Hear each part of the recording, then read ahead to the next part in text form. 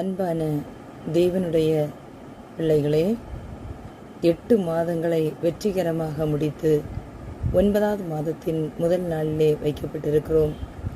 நேற்று நம்முடனே பயணித்தவர்கள் இன்று அநேகர் இந்த நாளை காண முடியாதபடிக்கு கத்தரண்டை சேர்ந்திருக்கிறார்கள். நமக்கு இந்த நாளை காண செய்கின்ற பாக்கியத்தை கடவுள் கொடுத்திருக்கிறார். அவருக்கு நன்றி செலுத்துவது மட்டுமல்லாதபடிக்கு இந்த நாளிலே ஒரு வாக்குத்தத்த வசனத்தையும் நமக்காக கடவுள் இன்று அளிக்கிறார். எப்பொழுதும் சந்தோஷமாயிருங்கள், சந்தோஷமாயிருங்கள் என்று மறுபடியும் உங்களுக்கு சொல்லுகிறேன். ஏன் இந்த வார்த்தையை நமக்கு கொடுத்தார்? நாம் சில நேரங்களில் அநேக வேண்டாத காரியங்களை குறித்து கவலைப்படுகிறவர்களாக காணப்படுகிறோம். பிரியமானவர்களே, நாம் அப்படி கவலைப்படுகிறதுனால் நம்மளுடைய கவலை நம்மை விட்டு நீங்க போகிறதா என்றால் இல்லை என்றே கூறலாம். அப்படி என்றால் ஏன், எதற்காக நாம் கவலைப்பட வேண்டும்? கவலைப்படுவதை தள்ளி வைத்து விடுங்கள். எப்பொழுதும் சந்தோஷமாயிருங்கள் என்று கடவுள் நம்மோடு கூறுகிறார்.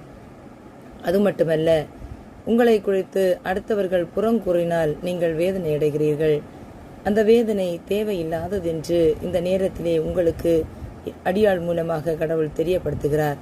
காரணம், உங்கள் நேராக உங்களை பார்த்து உங்களை குறை சொல்லவில்லை. உங்களிடம் நேராக வந்து நீங்கள் இப்படி தவறு செய்தீர்கள் என்று உங்களை கூறவில்லை.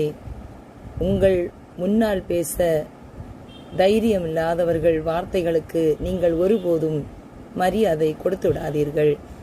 உங்கள் முன்னால் நின்று உங்களை கூறினால், உங்களை குறித்து ஒரு சில தவறுகளை கூறினால் அதை வேண்டுமானால் சிந்தனை செய்யலாம்.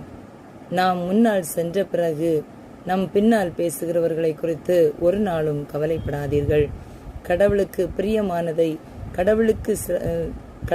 கடவுளை சந்தோஷப்படுத்துகிற விதத்திலே கடவுளுக்கு சித்தமானதை நாம் செய்து அவருடைய பிள்ளைகளாக கடைசி வரையிலும் நாம் வாழ்ந்து வருவோமாகில் அடுத்தவர்களுக்கு நாம் பயப்பட வேண்டிய அவசியமில்லை.